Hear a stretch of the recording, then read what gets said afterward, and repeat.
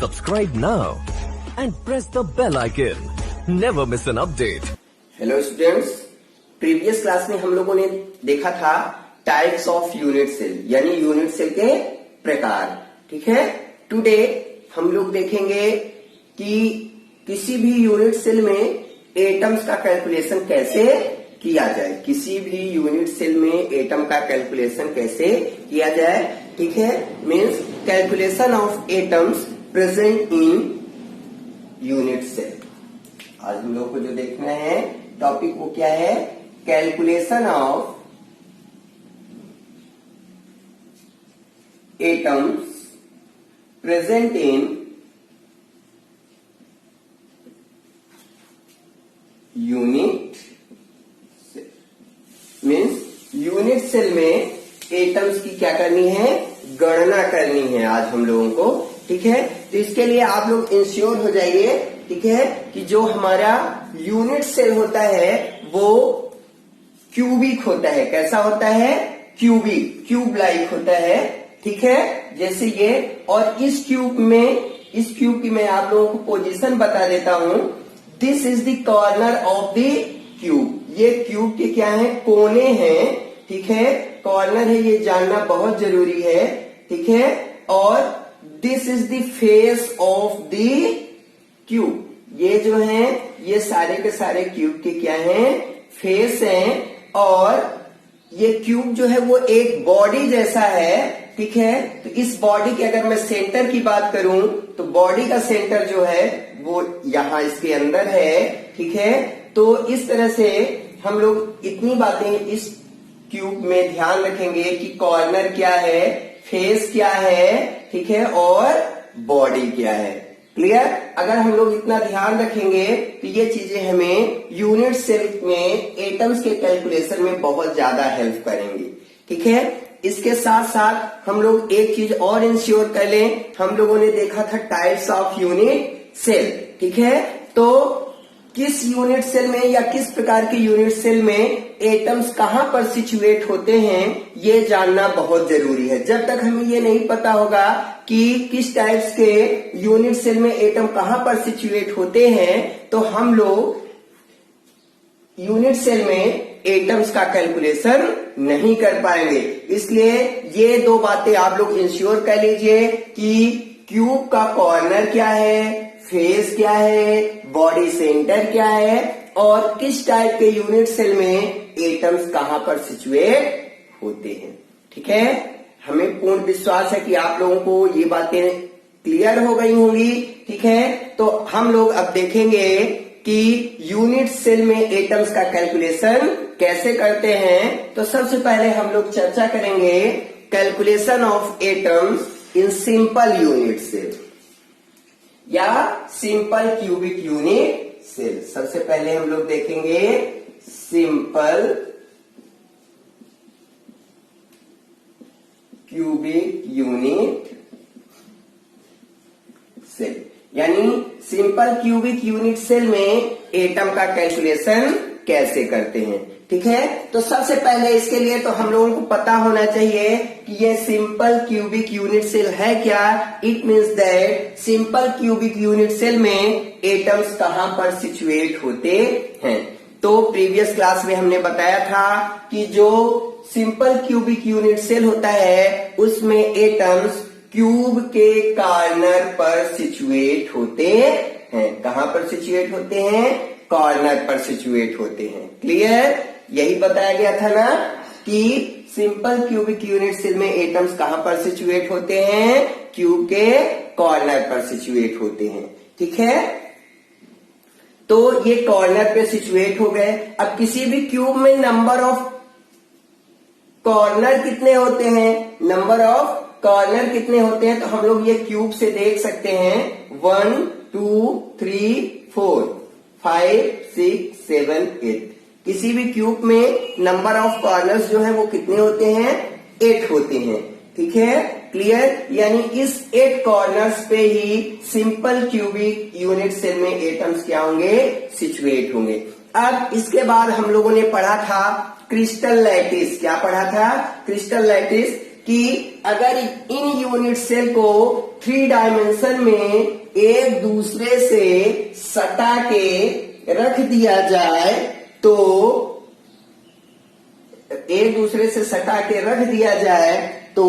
Crystal lattice form होता है। अगर हम इन सबको ऐसे ही एक दूसरे के ऊपर सटा के रखते चले जाएं तो ये क्रिस्टल लैटिस फॉर्म होगा।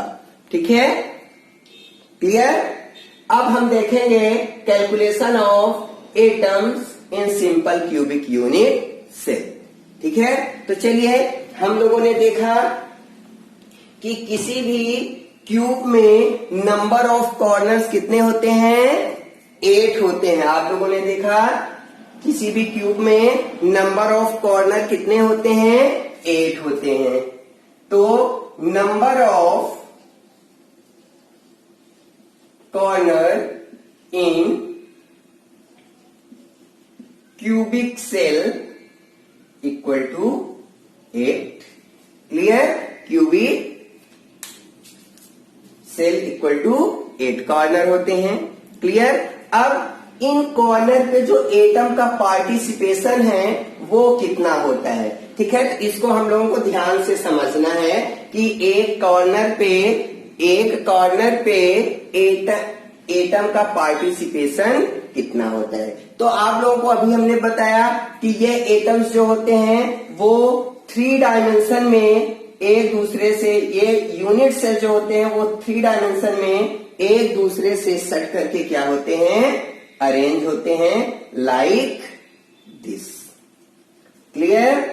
और suppose that this is a atom, ये एटम जो होता है वो सिंपल यूनिट सेल में क्या होता है, कहां पर होता है, क्यूब के कॉर्नर पर। ये सारे क्या हैं, कॉर्नर हैं। ठीक है, तो यहां पर सिचुएट होते हैं। ठीक है, तो हम किसी भी एक कॉर्नर पे एटम्स को कैलकुलेट कर सकते हैं। तो सपोज दैट मैं मान लेता हूं ये हमारा एटम्स जो है वो यहाँ पर इस वाले कॉर्नर पे क्या है, हम लोग रख करके कैलकुलेट करेंगे। ठीक है, तो यहाँ पर एटम है हमारा, तो ये एटम कुल कितने यूनिट सेल को टच कर सकता है, ये एटम कुल कितने यूनिट सेल को क्या कर सकता है, टच कर सकता है, ये हमें देखना होगा।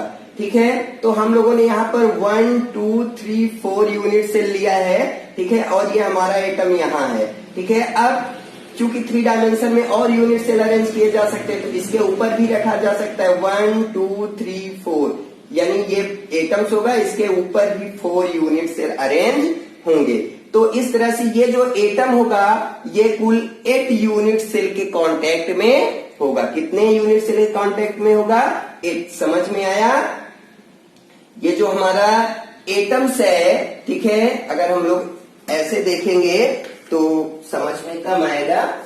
ठीक है, फिलहाल हम लोग इसको ऐसे देख रहे हैं। ठीक है, जैसे अभी देखे थे, तो ये जो है एटम जो हमारा है वो एक यूनिट सेल के कांटेक्ट में आ रहा है। अब हम इसको ऐसे समझ सकते हैं कि ये एक वाटरमेलन है। ठीक है, और इसको खाने के लिए 8 लोग हैं। कितने लोग, 8 लोग हैं। ठीक है, तो 8 के हिस्से में कितना आएगा, 1/8 आएगा। कितना आएगा, 1/8, क्योंकि 8 लोग हैं तो इसे हमें 8 हिस्सों में बांटना पड़ेगा, क्योंकि 8 लोग इसको 8 यूनिट सेल टच कर रहा है। तो 1 के हिस्से में कितना आएगा, 1/8। कितना आएगा, 1/8 आएगा। ठीक है, तो एक यूनिट सेल में एटम्स का जो पार्टिसिपेशन है वो एक कॉर्नर पे एटम का पार्टिसिपेशन कितना है, 1/8। एक कॉर्नर पे एटम का पार्टिसिपेशन कितना है, 1/8। क्लियर। ये बहुत जरूरी है, जब तक ये क्लियर नहीं होगा हम आगे कोई भी कैलकुलेशन नहीं कर पाएंगे। इसलिए आप लोग इसको ध्यान से समझिए। ठीक है, अगर ना समझ में आया हो तो मैं एक बार फिर से बताऊं, लेकिन इसको समझना बहुत जरूरी है। ठीक है, तो आप लोगों ने देखा था कि एक कॉर्नर को कुल 8 यूनिट सेल टच करते हैं, तो जो एटम कॉर्नर पे होगा उसको भी 8 यूनिट सेल टच करेंगे। तो 8 के हिस्से में जो एटम्स का पार्ट आएगा वो 1/8 आएगा। ठीक है, तो एक कॉर्नर पे एटम का जो पार्टिसिपेशन हुआ वो कितना हुआ, 1/8। तो participation of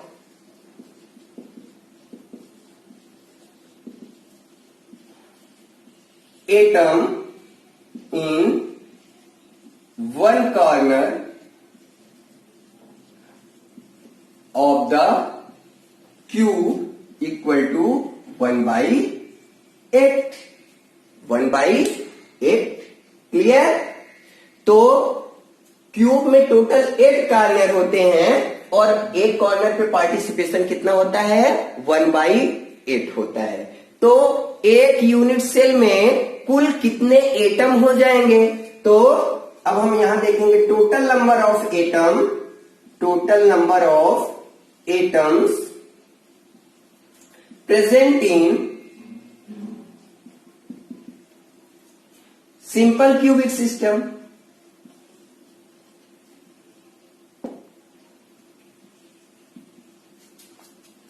cubic unit cell, ठीक है, इक्वल टू ये हो जाएगा सिंपल क्यूबिक यूनिट सेल में, ठीक है, एटम जो होते हैं वो कॉर्नर पर होते हैं, टोटल 8 कॉर्नर होते हैं और वन कॉर्नर पे पार्टिसिपेशन जो होता है वो 1/8 होता है, ठीक है। तो 8 मल्टीप्लाई बाई 1/8 इक्वल टू 8 से 8 क्या हो गया? कैंसिल हो गया और आ गया 1, ठीक है। तो सिंपल क्यूबिक यूनिट सेल में जो एटम्स का पार्टिसिपेशन है, एक यूनिट सेल में कितने एटम होंगे? 1 एटम होंगे। सिंपल क्यूबिक यूनिट सेल में नंबर ऑफ एटम्स जो होंगे वो एक यूनिट सेल में कितने एटम होगा? 1 एटम होगा। क्लियर। तो इस तरह से हम लोग सिंपल क्यूबिक यूनिट सेल में एटम्स को क्या करेंगे? कैलकुलेट करेंगे, ठीक है। तो चलिए फटाफट इसका स्क्रीनशॉट लीजिए आप लोग और फिर इसके आगे हम लोग देखेंगे फेस सेंटर्ड यूनिट सेल में एटम्स का कैलकुलेशन कैसे करते हैं। चलिए तो अब हम लोग देखते हैं कि फेस सेंटर्ड यूनिट सेल में कुल कितने एटम होते हैं, यानी calculation of atoms present in face centred unit cell, यानी फलक केंद्रित एकक सेल में परमाणुओं की गणना।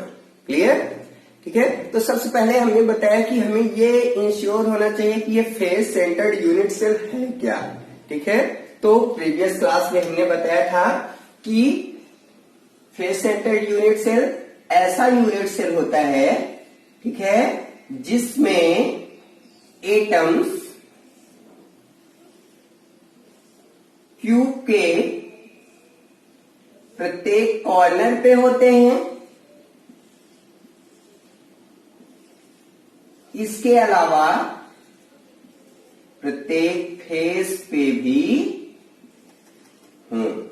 तो ऐसे यूनिट सेल को कहा जाता है फेस सेंटर्ड यूनिट सेल, ठीक है। ये फेस सेंटर्ड यूनिट सेल है, ठीक है। इसमें हम एटम्स की कैलकुलेशन करेंगे। तो सबसे पहले हम लोग कॉर्नर की करते हैं, ठीक है। फेस सेंटर्ड सेकंड नंबर है फेस सेंटर्ड यूनिट सेल।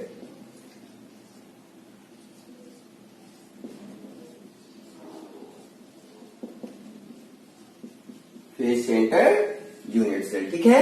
तो फेस सेंटर्ड यूनिट सेल में एटम्स कहां होते हैं? कॉर्नर पे होते हैं। तो कॉर्नर के एटम्स को तो अभी हम लोगों ने कैलकुलेट किया। तो टोटल नंबर ऑफ कॉर्नर्स पे एटम कितने आते हैं कैलकुलेशन में? 1, है ना। तो total number of atom present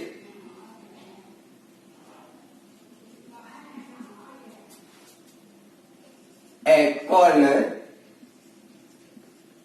equal to 1, जो अभी हम लोगों ने देखा था।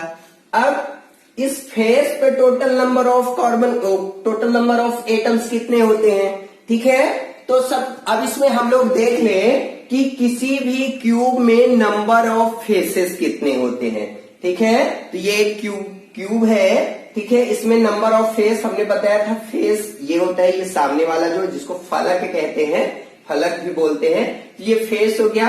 तो 1 फेस, 2 फेस, 3 फेस, 4 फेस और ये 5 फेस और ये 6 face.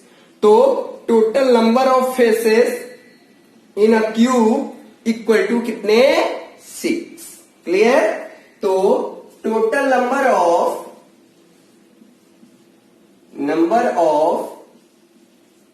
Faces in a cube equal to 6। Clear? Total number of faces in a cube equal to 6। अब फेस सेंटर्ड में क्या होता है? कॉर्नर के अलावा कहां पर एटम्स होते हैं? फेस पर सिचुएट होते हैं। जैसे सपोज दैट ये फेस है तो एटम यहां पर सिचुएट होगा, एटम यहां पे सिचुएट होगा, एटम यहां पे होगा, एटम यहां पे, यहां पे, यहां पे, यहां पे, यानी ये जो 6 फेस है सभी फेस पे एटम्स क्या होंगे? सिचुएट होंगे। ठीक है, जैसा कि इसमें भी दिखाई पड़ रहा है आप लोगों को। ठीक है, तो अब इन एटम्स का पार्टिसिपेशन 1 यूनिट सेल में कितना है ये हम लोगों को देखना है। तो सपोज दैट ये एटम्स यहां पे रखा हुआ है फेस पे, ठीक है, यूनिट सेल के। अब ये यूनिट सेल 3 डायमेंशन में रेगुलरली क्या होते हैं? अरेंज होते हैं। ये यूनिट सेल 3 डायमेंशन में क्या होते हैं? रेगुलरली अरेंज हुआ करते हैं, इस तरह से, है ना, फिर इस तरह से और इस तरह से। ठीक है, तो हम लोग यहां से ही क्लियर हो जाएगा। ठीक है, तो हम देखें कि यहां पर जो फेस पर एटम होता है इसको कुल कितने यूनिट सेल टच कर रहे होते हैं, इसको कुल कितने यूनिट सेल टच कर रहे होते हैं ये हमें देखना है।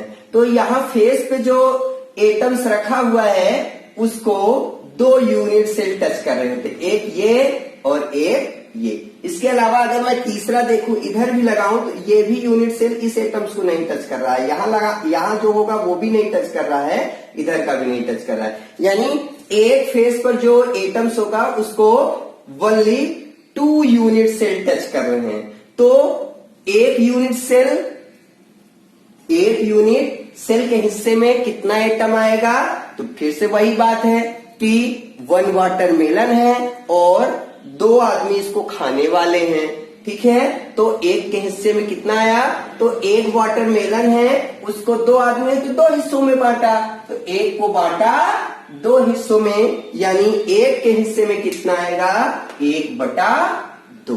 ठीक है, 1 यूनिट सेल के हिस्से में कितना एटम आएगा? 1/2। तो participation of atoms in 1 face equal to कितना हो जाएगा? 1/2। क्लियर? तो participation of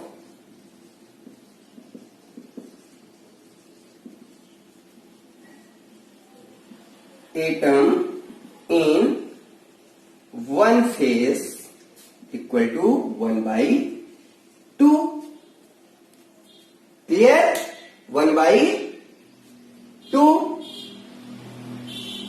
So total number of atoms present in a phase of unit cell.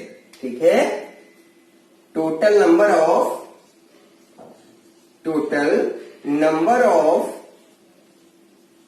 atoms present in a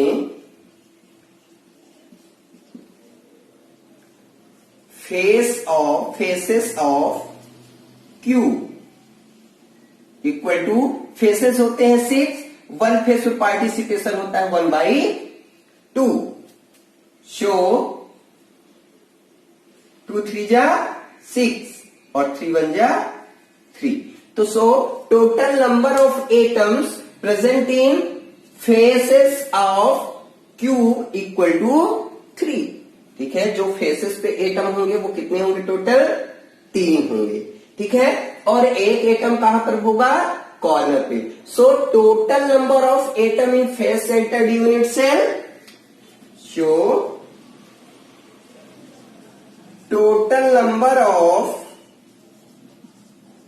atoms in face centred unit cell equal to कितना हो जाएगा? 1 + 3 equal to 4।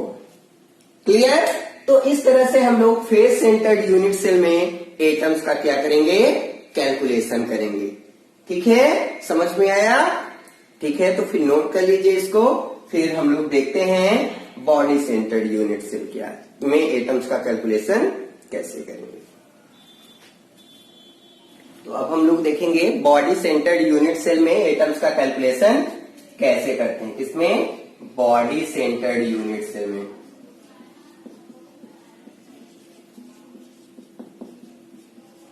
तो जो body centred unit cell होता है, पहले ये पता होना चाहिए, तब तो एटम्स कैलकुलेट कर पाएंगे। तो जो बॉडी सेंटर्ड यूनिट सेल होता है वो ऐसा यूनिट सेल होता है जिसमें एटम्स जो होते हैं वो कॉर्नर के अलावा बॉडी के सेंटर में भी सिचुएट होते हैं। तो ऐसे यूनिट सेल को बॉडी सेंटर्ड यूनिट सेल कहा जाता है। क्लियर? अब इनमें हम एटम्स का कैलकुलेशन करेंगे। तो जो एटम्स कॉर्नर पे हैं उनका कैलकुलेशन हम लोगों ने करके देख लिया है कि कॉर्नर, किसी भी क्यूब के कॉर्नर पे जो एटम होते हैं तो उनमें प्रत्येक कार्बन जो पार्टिसिपेशन होता है वो 1/8 होता है। और चूंकि टोटल 8 कॉर्नर होते हैं इसलिए 8 multiply by 1/8, so total number of atoms in one unit cell equal to 1 आता है। ठीक है, तो हम लोग इसको लिख लेते हैं। Total number of atoms present in corner of unit cell equal to 1। Clear? अब फिर बॉडी के सेंटर में जो एटम होता है इसका पार्टिसिपेशन हम लोग देख लेते हैं। तो suppose that this is a cube. In this cube these atoms are present at the corner and this atom present at the body center. This atom present at the body center. Clear? Body center means here. ठीक है? And unit cell repeat over again in different directions. ठीक है, जब ये unit cell को हम different direction में एक दूसरे से सटा कर रखते हैं तो हमें ये देखना है कि क्या ये जो बॉडी के सेंटर में हमारा एटम है ये क्या किसी यूनिट सेल को टच करता है? क्या टच कर रहा है? बोलिए। नहीं कर रहा है ना? बिल्कुल नहीं कर रहा है। मीन्स जो वन एटम है उसका पार्टिसिपेशन वन यूनिट सेल में कंप्लीटली है। ठीक है, means participation of atoms present in body centre equal to 1।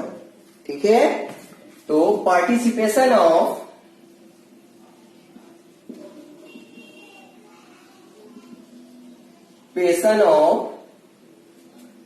Atom present in body centre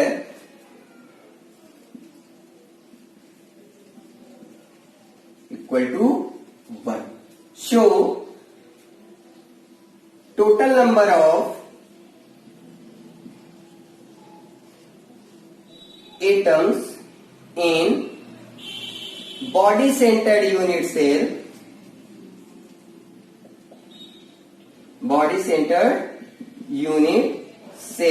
equal to 1 plus 1 equal to 2। Clear? तो जो बॉडी सेंटर्ड यूनिट सेल होता है उसमें टोटल नंबर ऑफ एटम्स कितने हो जाते हैं? 2 हो जाते हैं, एक कॉर्नर का और एक बॉडी के सेंटर का। Clear?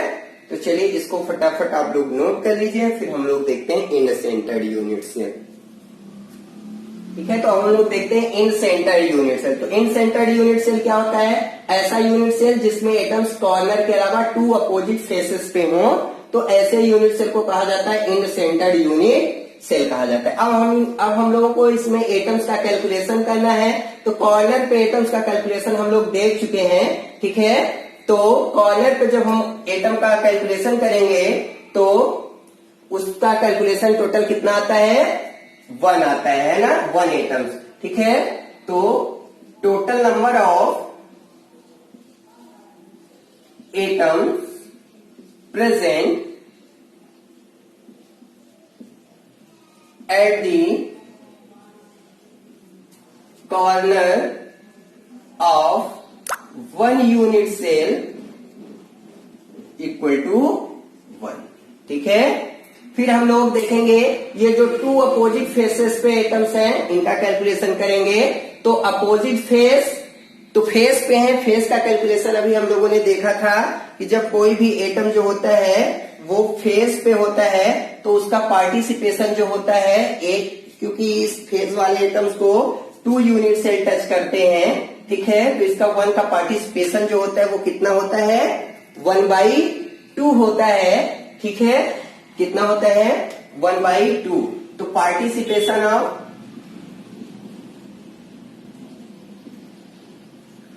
Of atom in 1 face of Q equal to कितना होता है, 1/2 होता है। ठीक है, इन सेंटर्ड में कुल कितने फेस पे एटम्स सिचुएट हैं, तो 2। तो total atoms situated in faces of atoms situated in faces of end-centered unit cell equal to 2 पे सिचुएट है। ठीक है, so total number of atoms in faces equal to हो जाएगा 1/2 मल्टीप्लाई बाई 2, 2 पेंसिल 1। ठीक है, सो टोटल नंबर ऑफ